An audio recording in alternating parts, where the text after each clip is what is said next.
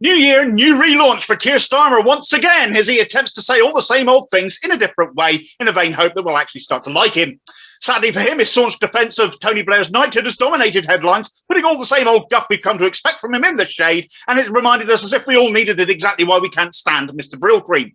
He was rather fond of mentioning the fact he was a lawyer, reminding us all as if it wasn't imprinted on our brains now that he was the former Director of Public Prosecutions, but for all the hype he mostly makes about himself, about his record as a human rights lawyer, standing up for a man responsible for more than 1 million Iraqi deaths demonstrates this was just yet another empty platitude cynically used for self-promotion. It wasn't his only mention of Blair either, putting him in the same category, the same sentence, on the same pedestal as Attlee and Wilson, a sickening take for any true democratic socialist, but refused to mention Corbyn despite standing for election himself as Corbyn's continuity candidate. It's because they all won, he told us. Well, we know why Corbyn didn't win, and if you published that damn Forde Report, it'd help. Whilst at the same time acknowledge, as Shadow Brexit Secretary, you sabotaged Labour's chances, going full Remain, whilst being silent on the subject ever since. You promised us security when you've overseen a massive data breach and expelled members retroactively and amid weaponised racism. You promised prosperity when you've driven other members away in disgust along with trade unions too and have wasted money on court fees and brought the party to the edge of bankruptcy. How very prosperous.